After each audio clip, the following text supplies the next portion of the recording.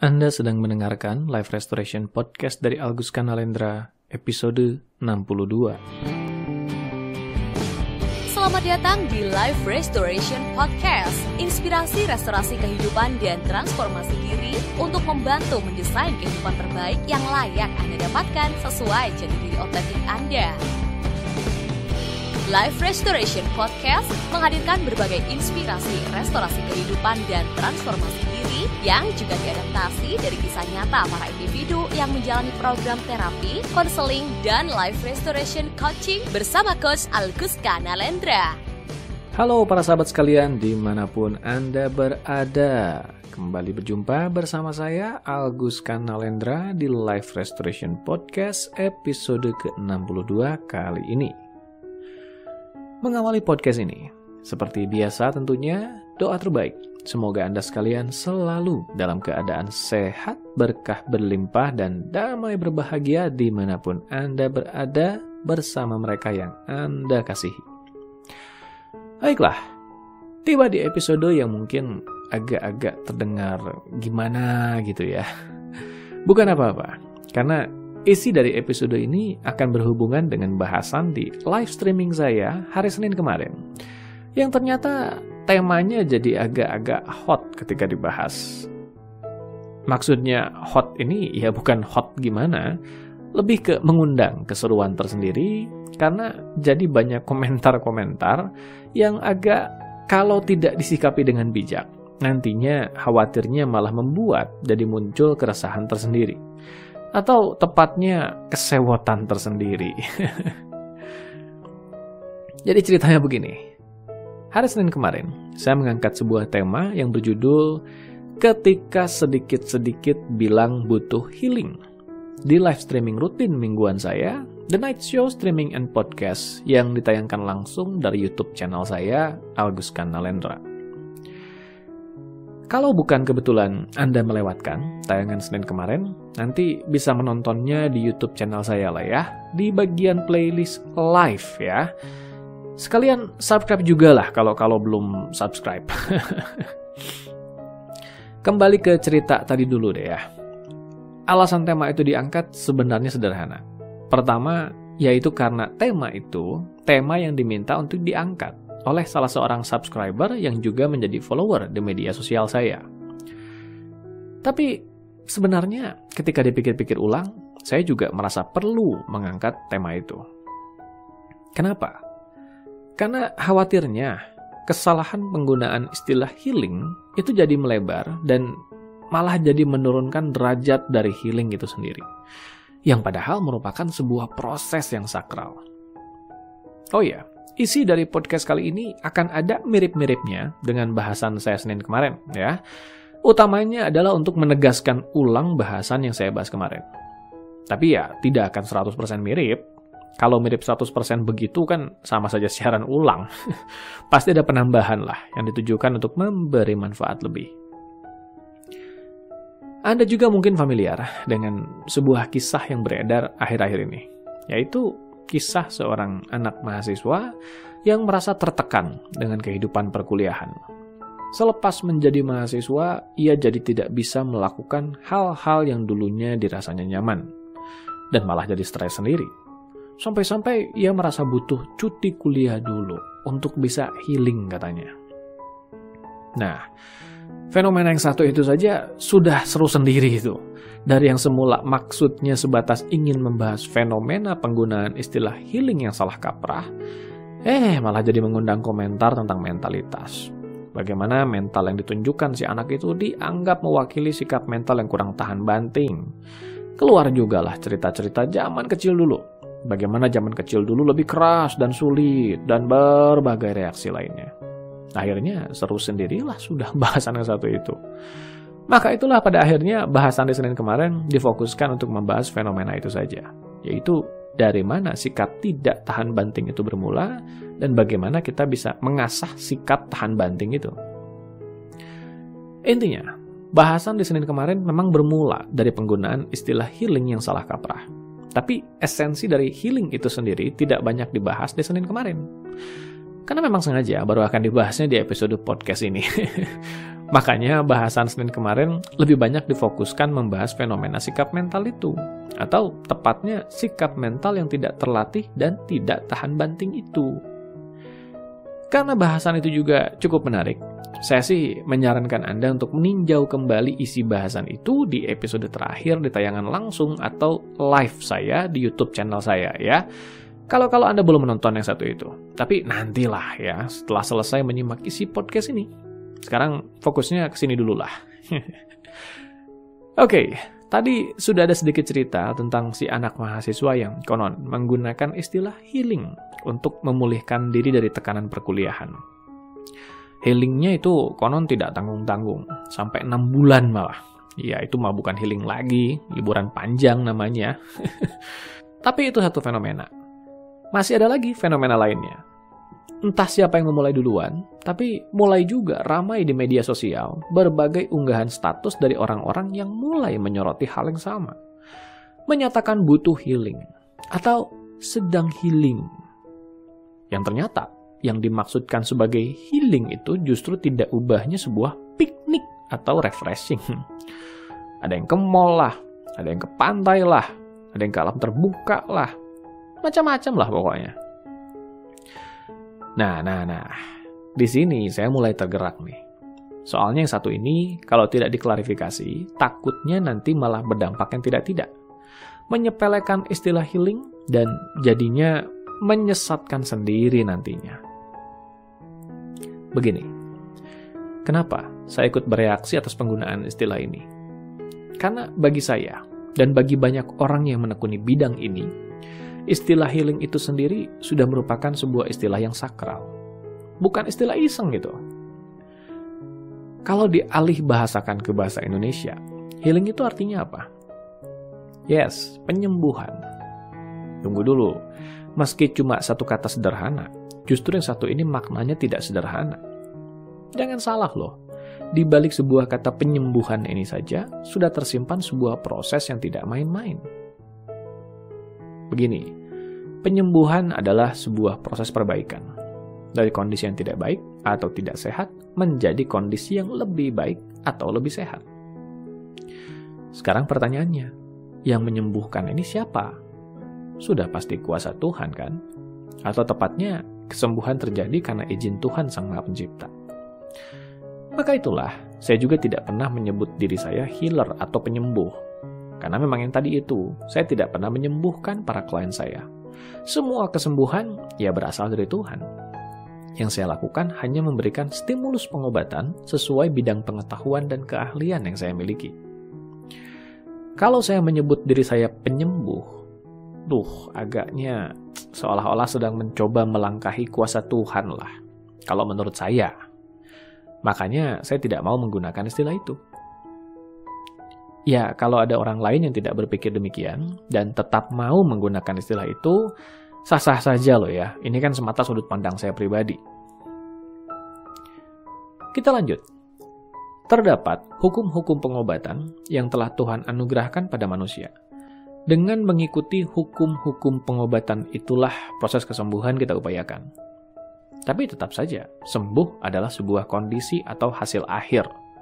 Itu merupakan sesuatu yang tidak bisa kita jamin akan terjadi. Karena mutlak merupakan kuasa Tuhan. Yang bisa kita lakukan adalah fokus pada prosesnya. Yaitu proses pengobatan tadi itu. Ya, mau disebut proses penyembuhan juga boleh lah. Tapi tetap kita fokus pada prosesnya, bukan pada hasil akhirnya. Untuk bisa menghasilkan dampak penyembuhan yang optimal ini, tentu diperlukan syarat-syarat yang optimal juga. Dimulai dari niatan untuk sembuh yang kuat, atensi yang serius pada prosesnya, dan pengetahuan serta keahlian yang memadai. Nah, sekarang coba kita dalami yang pertama saja dulu, yaitu niatan untuk sembuh yang kuat. Sembuh loh ya. Namanya sembuh, ya sembuh. Tuntas. Bukan cuma sekedar hilang sebentar, atau lupa sebentar, lalu nantinya ruwet lagi. Bedakan antara proses yang menyembuhkan dan proses yang meredakan. Ketika kita fokus pada proses yang menyembuhkan, maka kita membangun kesadaran dalam diri kita atas permasalahan yang kita alami. Kita tahu dari mana akar dari permasalahan itu bermula. Kita juga tahu faktor-faktor yang membentuk permasalahan itu. Kita tahu sikap-sikap apa dalam diri kita yang ikut membentuk permasalahan itu. Sampai kemudian kita tahu apa tanggung jawab pribadi kita dalam menyelesaikan permasalahan itu. Nah, kalau yang dimaksudkan healing ini ternyata piknik atau refreshing, lalu di mana letak dari semua proses tadi? Di mana kita membangun kesadaran dalam diri atas permasalahan yang kita alami? Bagaimana kita bisa tahu akar dari permasalahan yang dialami itu? Bagaimana kita jadi tahu faktor-faktor yang membentuk permasalahan itu? Lalu bagaimana kita juga tahu apa tanggung jawab pribadi kita dalam menyelesaikan permasalahan itu? Ya bagaimana bisa mendapatkan semua itu? Fokusnya saja cuma piknik atau refreshing. Ya itu bukan penyembuhan namanya, tapi pelarian sementara. Selesai piknik atau refreshing, ya pusing lagi. Bahkan pusingnya bisa lebih-lebih. Karena selagi piknik terus menggunakan uang. Dan pekerjaan yang harus diselesaikan malah jadi terabaikan. Begitu kembali ke pekerjaan, lalu stres karena jadi banyak aktivitas menumpuk. Mungkin ada yang berkomentar, kenapa harus dipermasalahkan sih? Kan cuma istilah saja. Kita juga tahu kok, bukan itu maksudnya. Tidak bisa begitu juga. Meski tahu itu cuma istilah, tetap saja ketika dibiarkan, kesalahan penggunaan istilah itu akan jadi melebar dan terus meningkat kadar keparahannya. Jangan sampai nanti di generasi-generasi yang akan datang, yang dimaksud healing itu ya, itu piknik dan refreshing tadi. Alhasil orang-orang jadi menyepelekannya. Yang paling penting, healing itu berhubungan dengan meningkatnya kesadaran diri. Nah, kalau sudah membicarakan kesadaran diri, masa iya mau disepelekan? Masa iya kita mau anggap ringan-ringan saja? Bukan itu tujuan dari dibuatnya podcast ini. Maka itulah, ketika melihat ada hal-hal yang tidak sejalan dengan visi dari podcast ini dan berpotensi menciptakan dampak kesadaran yang lebih buruk, mohon maklum saja kalau saya jadi ikut angkat bicara ya. Tujuannya bukan bikin ribet kok, tapi meluruskan. Di sisi lain, kalau ternyata healing bernuansa piknik atau refreshing itu memang bisa membangun dan meningkatkan kesadaran diri yang kita bicarakan tadi ini, ya sudah, tidak apa-apa, disebut saja healing, sah-sah saja itu. Cuma yang namanya healing yang membangun kesadaran begitu, biasanya ya diresapi oleh diri sendiri saja. Namanya juga kesadaran dalam diri. Tidak dibagi-bagikan, atau diumumkan, atau dipamerkan di media sosial. Berikutnya, bersama healing, hendaknya ada peningkatan derajat kesadaran diri. Maka perlu kita pahami juga bahwa kesadaran diri ini baru akan meningkat kalau memang ada kecerdasan menyertainya. Yes, suka tidak suka, perkembangan kesadaran seseorang akan berhubungan juga dengan perkembangan kecerdasannya. Membicarakan kecerdasan ini, maka akan membawa kita pada bahasan berikutnya, yaitu bagaimana kita memiliki pengetahuan yang memadai akan esensi dari healing ini. Nah, ini juga saya bahas agar semakin paham kenapa istilah healing itu harus dijaga kesakralannya ya. Begini, berbagai bentuk masalah, baik itu fisik ataupun psikis, muncul sebagai cara dari sistem kesadaran kita untuk memberitahu kita bahwa ada sesuatu yang tidak beres sedang terjadi di sistem kesehatan kita. Baik di sistem kesehatan fisik atau psikis, yang kemudian menjadi penanda bahwa kita perlu melakukan proses healing. Sesuatu yang tidak beres ini bisa berupa sesuatu yang terjadi di sistem kesehatan fisik, lalu kemudian mempengaruhi psikis, bisa juga sebaliknya. Tapi intinya sama, tidak ada masalah yang tiba-tiba terjadi begitu saja. Diibaratkan istilah ada asap maka ada api, maka masalah juga sama. Tidak mungkin terjadi begitu saja, pasti ada sesuatu yang menyebabkannya terjadi. Esensi dari penyembuhan adalah mengobati permasalahan tepat di sumbernya, di akar yang menyebabkan permasalahan itu terjadi. Maka itulah diperlukan niat dan atensi yang kuat untuk menyelami diri sampai akar masalah itu bisa ditemukan. Ilustrasinya begini. Bayangkan seseorang jatuh dan mengalami luka. Nah, luka itu muncul sebagai akibat dari jatuhnya itu kan. Intinya, sekarang luka itu membuatnya kesakitan. Nah, sekarang pilihannya. Mau luka itu diobati agar tidak membahayakan, atau cari pelarian saja deh, biar tidak terasa sakit, menghibur diri dengan piknik atau refreshing tadi misalnya. Ini kalau sampai benar-benar kepikiran begini asli konyol banget deh. Ilustrasinya sederhana kan? Tapi ya memang begitu. Kalau ada masalah itu diselesaikan, diobati, disembuhkan dengan sebenar-benarnya. Bukan cuma diredakan dengan pelarian sementara yang pada akhirnya tidak menyelesaikan masalahnya. Jadinya juga ya cuma teralihkan atau teredakan sementara. Tapi begitu sadar lagi masalahnya, sakitnya itu bisa-bisa lebih tidak tertahankan jadinya. Menyelesaikan atau menyembuhkan masalah ini juga nantinya harus tepat di sumbernya. Kalau masalahnya memang dari masalah fisik, ya selesaikan dengan cara fisik. Kalau masalahnya masalah psikis, ya selesaikan dengan cara psikis. Tapi kalau saya sendiri, pastinya akan lebih memfokuskan pada bahasan akan penyelesaian masalah psikis. Kenapa demikian? Pertama, karena jelas saya bukan dokter. Jadi ya pasti tidak berwenang membicarakan aneka ragam masalah fisik ini. Kalau bidang psikis kan sedikit banyak masih menjadi bagian dari aktivitas profesi yang saya jalankan lah. Kedua, karena memang yang menjadikan banyak orang pada akhirnya memilih untuk piknik atau refreshing berkedok healing tadi, ya biasanya masalah psikis atau stres. Kalau masalahnya fisik ya boro-boro mau jalan-jalan, yang ada tidak bisa kemana-mana karena fisiknya bermasalah. Ketiga, karena masih banyak juga saya dapati beberapa orang salah memandang esensi dari proses penyembuhan ini tadi. Ingat, esensinya adalah mengobati permasalahan tepat di sumbernya. Kalau caranya salah, ya salah juga esensinya. Yang satu ini ada hubungannya dengan pengalaman pribadi berinteraksi dengan para teman-teman terapis sebenarnya. Atau tepatnya para terapis energi. Maksudnya para terapis yang mengobati masalah kliennya dengan menggunakan daya energi. Bukan apa-apa, saya sendiri juga praktisi penyembuhan berbasis energi atau energi healing. Jadi ya pastinya sepakat bahwa penyembuhan berbasis energi itu penting. Tapi ingat, semua sudah ada porsinya. Misalnya begini, seseorang datang dengan keluhan sakit perut atau sakit pencernaan. Sebut saja asam lambung misalnya. Katakanlah orang ini sudah menjalani serangkaian pemeriksaan medis dan diberikan obat untuk meredakan masalahnya. Berarti sudah cukup oke lah ya untuk tahap pertama. Orang ini kemudian mencari bantuan penyembuhan berbasis energi untuk lebih menyembuhkan masalahnya ini. Alhasil, ia pun menjalani proses penyembuhan berbasis energi itu. Nah, selidik punya selidik. Tanpa diketahui dan disadarinya, ternyata akar masalah dari sakit lambungnya itu adalah karena ia menyimpan kesedihan dan penyesalan di pikiran bawah sadarnya. Intinya, ada beban emosi berlebih yang berdampak negatif pada dirinya yang tersimpan di pikiran bawah sadarnya. Sekarang, kira-kira apa yang akan terjadi? Ya bisa macam-macam.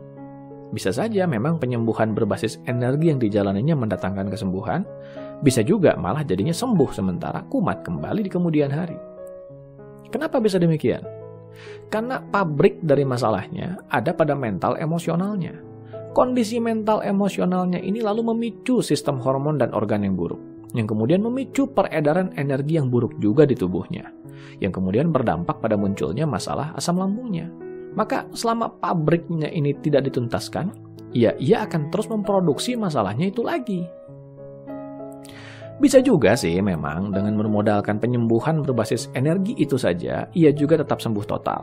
Tapi ya itu pun seiring terjadi perubahan pada kesadaran dirinya, yang membuat ia lebih bisa berdamai dengan kesedihan dan penyesalannya. Meski hal itu tidak diniatkan dan tidak disadarinya. Nah, kali ini karena pabrik masalahnya memang sudah diselesaikan, ya masalahnya juga harusnya ikut terselesaikan. Tapi bisa lain lagi kalau ternyata masalahnya memang murni dari fisik, yaitu dari kebiasaan dan pola makan yang buruk. Ya kalau seperti ini mau berapa kali diurusi mental emosionalnya juga percuma, memang gangguannya bersumber dari fisik kok. Nah kurang lebih seperti itu ilustrasinya. Artinya setiap masalah itu punya akar masalah dan faktor pembentuk yang berbeda-beda. Yang dimaksud healing itu ya menyelesaikan masalah itu tepat di akarnya agar ia tertuntaskan total. Begitu juga tren healing di zaman sekarang, yang sebenarnya maksudnya piknik atau refreshing tadi. Yuk sadari bahwa itu tidak menyembuhkan, melainkan hanya meredakan. Untuk sementara sih mungkin oke lah, karena itu cukup membantu meredakan, biar tidak semakin parah dan membuat seseorang mengalami masalah yang lebih berat. Tapi jangan dijadikan solusi berkepanjangan. Karena sama saja menyimpan api dalam sekam. Si gejolak api itu terus saja ditimbun dengan pelarian menghibur diri yang semu itu. Sampai nanti lama-lama kobarannya tidak bisa lagi ditahan dan akhirnya meledak. Ya lebih parah juga kan masalahnya. Amit-amit lah ya. Cara menyelesaikannya bagaimana? Sudah banyak cara saya bahas di podcast ini loh. Nanti silakan temukan saja deh jawabannya di berbagai episode yang ada di sini ya. Dengan kata lain, telusuri episode demi episode di podcast ini agar semakin lengkap pemahaman yang Anda miliki nantinya. Kalau tidak mampu menyelesaikannya sendiri bagaimana? Ya minta bantuan praktisi profesional yang kompeten. Jangan berlarut-larut juga membiarkan masalah itu terus makin parah. Jangan gengsi untuk mengakui ada masalah dalam diri. Rendahkan hati untuk mengakui itu, lalu mintai bantuan pertolongan dari mereka yang kompeten untuk membantu jalannya proses healing yang benar ini. Ya, begitu kurang lebih bahasan di episode kali ini. Intinya, healing itu beda dengan piknik atau refreshing kan? Sampai jumpa di episode berikutnya. Dapatkan lebih banyak inspirasi restorasi kehidupan dan transformasi diri dengan ikuti Instagram @alkuska dan YouTube channel Alkuska Nalendra. Kunjungi juga website www.alkuska.com untuk temukan lebih banyak informasi menarik lainnya, termasuk untuk memesan layanan profesional bersama Coach Alkuska Nalendra untuk membantu mendesain kehidupan terbaik yang layak Anda dapatkan sesuai jati diri otentik Anda.